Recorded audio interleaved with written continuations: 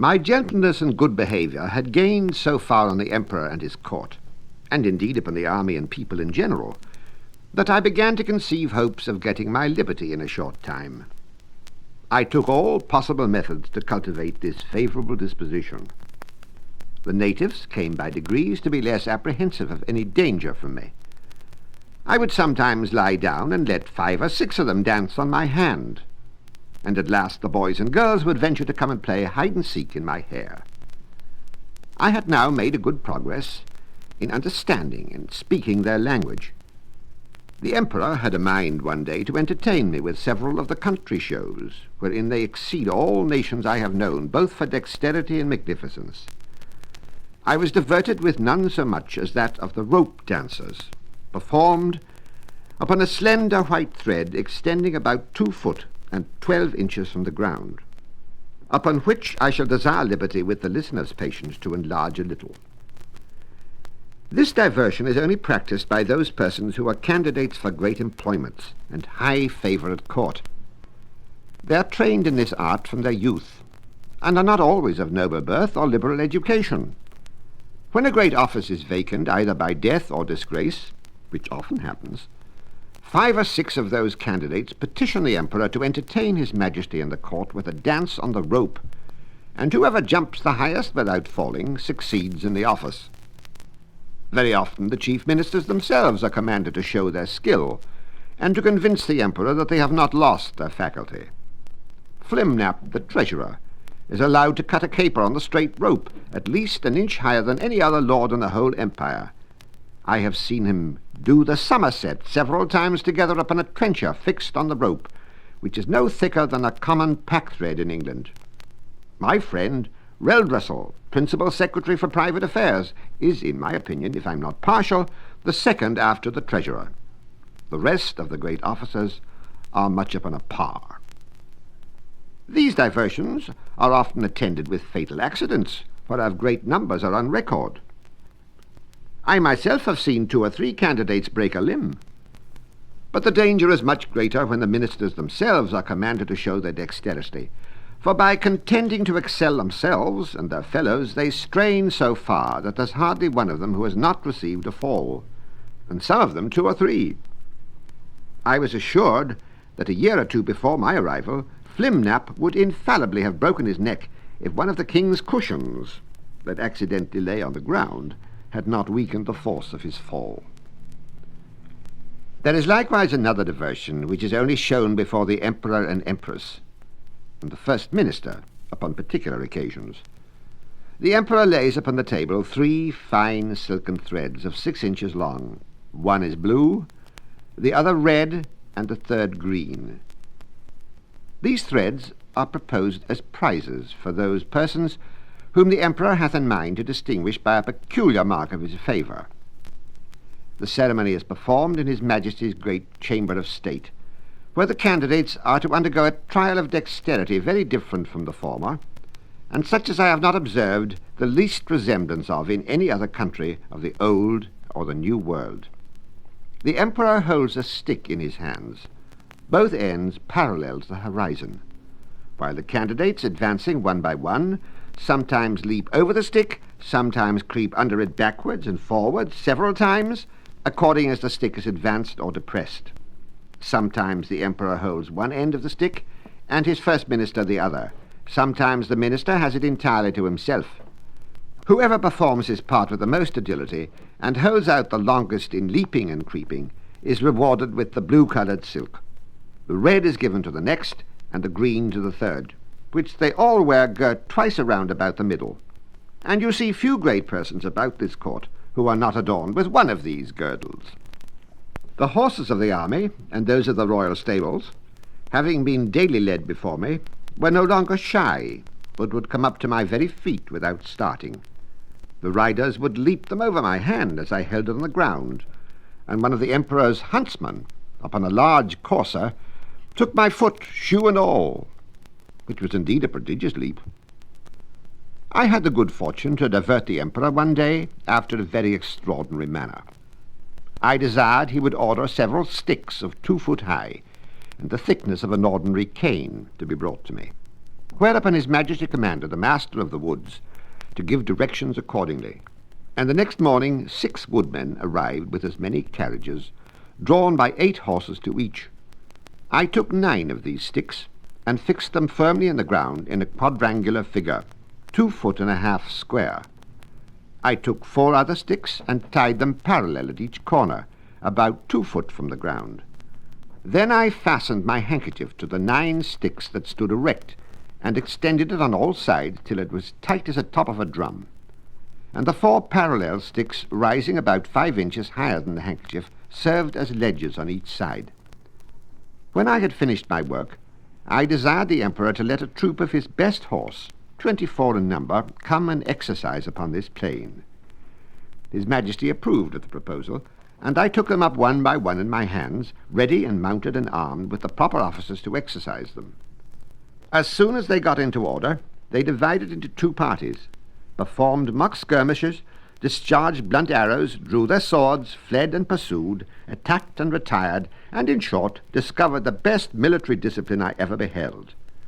The parallel sticks secured them and their horses from falling over the stage, and the Emperor was so much delighted that he ordered this entertainment to be repeated several days, and once was pleased to be lifted up and give the word of command, and with great difficulty persuaded even the Empress herself to let me hold her in her close chair within 2 yards of the stage, from whence she was able to take a full view of the whole performance. It was my good fortune that no ill accident happened in these entertainments. Only once a fiery horse that belonged to one of the captains, pawing with his hoof, struck a hole in my handkerchief, and his foot slipping, he overthrew his rider and himself. But I immediately relieved them both, and covered the hole with one hand. I set down the troop with the other, in the same manner as I took them up. The horse that fell was strained in his left shoulder, but the rider got no hurt, and I repaired my handkerchief as well as I could. However, I would not trust to the strength of it any more in such dangerous enterprises.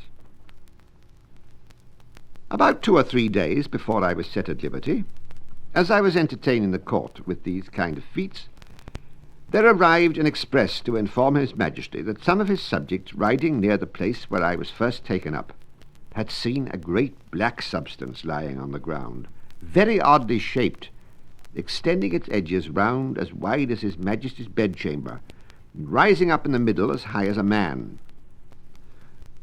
That it was no living creature, as they first apprehended, for it lay on the grass without motion, and some of them had walked round it several times. That by mounting upon each other's shoulders they had got to the top, which was flat and even, and stamping upon it they found it hollow within. That they humbly conceived it might be something belonging to the Man Mountain, and if His Majesty pleased, they would undertake to bring it in with only 5 horses. I presently knew what they meant, and was glad at heart to receive this intelligence.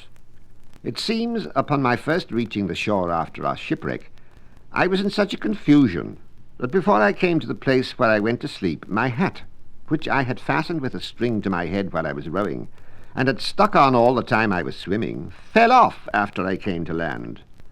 The string, as I conjecture, breaking by some accident which I had never observed, but thought my hat had been lost at sea. I entreated His Imperial Majesty to give orders it might be brought to me as soon as possible, describing to him the use and nature of it. And the next day the waggoners arrived with it, but not in a very good condition. They had bored 2 holes in the brim, within 1.5 inches of the edge, and fastened 2 hooks in the holes. These hooks were tied by a long cord to the harness, and thus my hat was dragged along for about half an English mile. But the ground in that country being extremely smooth and level, it received less damage than I expected. 2 days after this adventure, the Emperor, having ordered that part of his army which quarters in and about his metropolis to be in readiness, took a fancy of diverting himself in a very singular manner. He desired I would stand like a colossus with my legs far asunder as I conveniently could. He then commanded his general, who was an old experienced leader and a great patron of mine, to draw up the troops in close order and march them under me, the foot by 24 in the breast, and the horse by 16, with drums beating, colours flying, and pikes advanced. This body consisted of 3,000 foot and 1,000 horse. His Majesty gave orders upon pain of death that every soldier in his march should observe the strictest decency with regard to my person, which, however, could not prevent some of the younger officers from turning up their eyes as they passed under me. And, to confess the truth, my breeches were at that time in so ill a condition that they afforded some opportunities for laughter and admiration.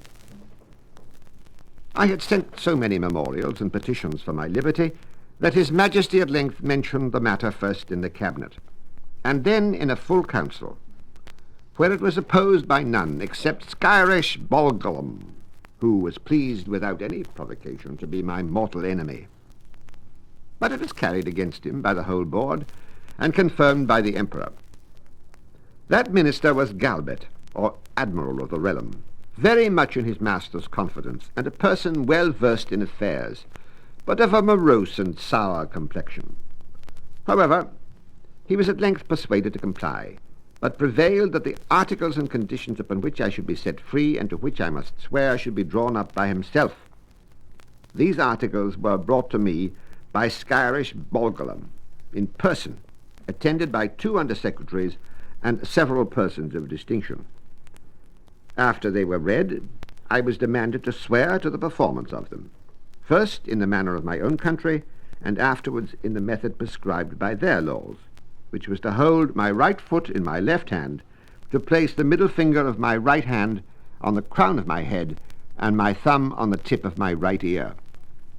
But because the listener may perhaps be curious to have some idea of the style and manner of expression peculiar to that people, as well as to know the articles upon which I recovered my liberty, I have made a translation of the whole instrument, word for word, as near as I was able, which I here offer to the public. Golbasto, Mormoren, Evlame, Gerdelo, Sheffin, Mully, Ully, Gu, most mighty Emperor of Lilliput, delight and terror of the universe, whose dominions extend 5,000 blue strugs, about 12 miles in circumference, to the extremities of the globe, monarch of all monarchs, taller than the sons of men, whose feet press down to the centre, and whose head strikes against the sun, at whose nod the princes of earth shake their knees, pleasant as the spring, comfortable as the summer, fruitful as the autumn, dreadful as the winter.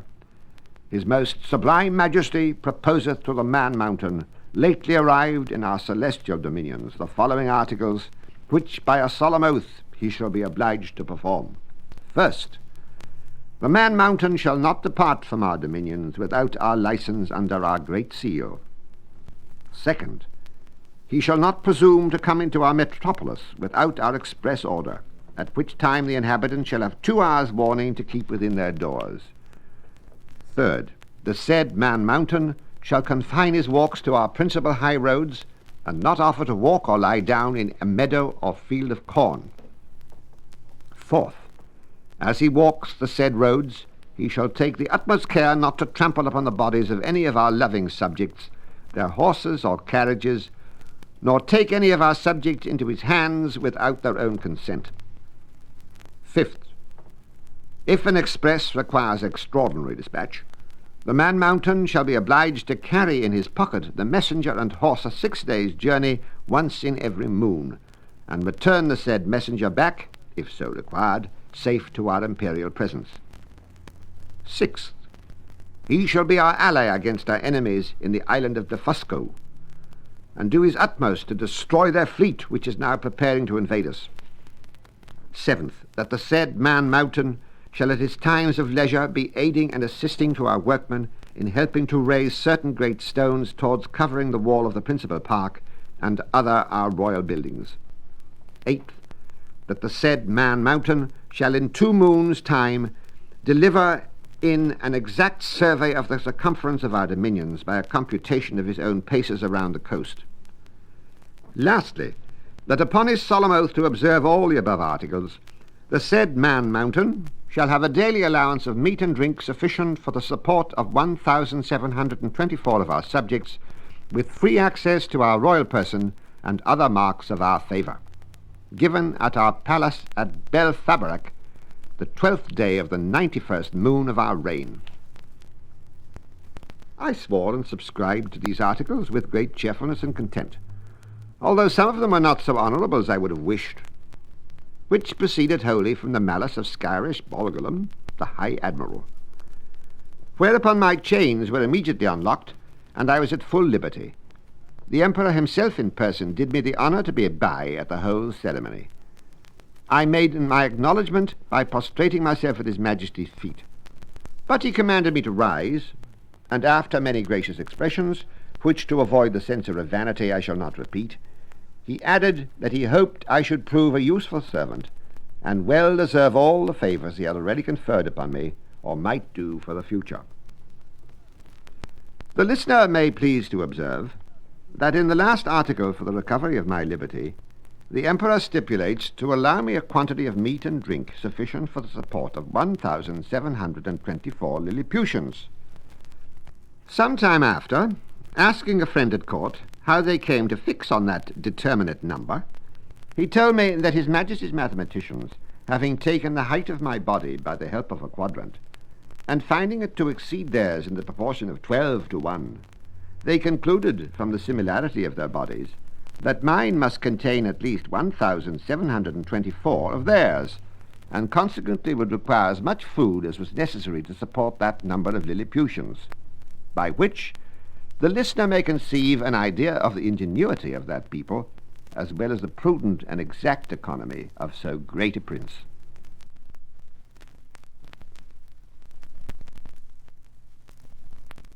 The listener may remember that when I signed those articles upon which I recovered my liberty, there were some which I disliked upon account of their being too servile.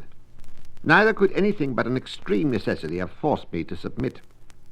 But being now a Nardak of the highest rank in that empire, such officers were looked upon as below my dignity, and the Emperor, to do him justice, never once mentioned them to me. However, it was not long before I had an opportunity of doing His Majesty, at least, as I then thought, a most signal service. I was alarmed at midnight with the cries of many hundred people at my door, by which, being suddenly awaked, I was in some kind of terror. I heard the word burglum repeated incessantly. Several of the Emperor's court, making their way through the crowd, entreated me to come immediately to the palace, where Her Imperial Majesty's apartment was on fire, by the carelessness of a maid of honour who fell asleep while she was reading a romance. I got up in an instant, and orders being given to clear the way before me, and it being likewise a moonshine night, I made a shift to get to the palace without trampling on any of the people. I found that they had already applied ladders to the walls of the apartment, and were well provided with buckets, but the water was at some distance. These buckets were about the size of a large thimble, and the poor people supplied me with them as fast as they could, but the flame was so violent that they did little good. I might easily have stifled it with my coat, which I unfortunately left behind me for haste, and came away only in my leathern jerkin. The case seemed wholly desperate and deplorable, and this magnificent palace would have infallibly been burnt to the ground, if, by a presence of mind unusual to me, I had not suddenly thought of an expedient. I had the evening before drunk plentifully of a most delicious wine called Glimigrim. The Blefuscudians call it Flunic, but ours is esteemed a better sort, which is very diuretic. By the luckiest chance in the world, I had not discharged myself of any part of it. The heat I had contracted by coming very near the flames, and by labouring to quench them, made the wine begin to operate by urine, which I voided in such a quantity, and applied so well to the proper places that in 3 minutes the fire was wholly extinguished, and the rest of that noble pile, which had cost so many ages in erecting, preserved from destruction. It was now daylight, and I returned to my house without waiting to congratulate with the Emperor, because although I had done a very eminent piece of service, yet I could not tell how His Majesty might resent the manner by which I had performed it. For by the fundamental laws of the realm, it is capital in any person, of what quality soever, to make water within the precincts of the palace. But I was a little comforted by a message from His Majesty that he would give orders to the Grand Justiciary for passing my pardon in form, which, however, I could not obtain. And I was privately assured the Empress conceiving the greatest abhorrence of what I had done, removed to the most distant side of the court, firmly resolved that those buildings should never be repaired for her use, and in the presence of her chief confidants could not forbear vowing revenge.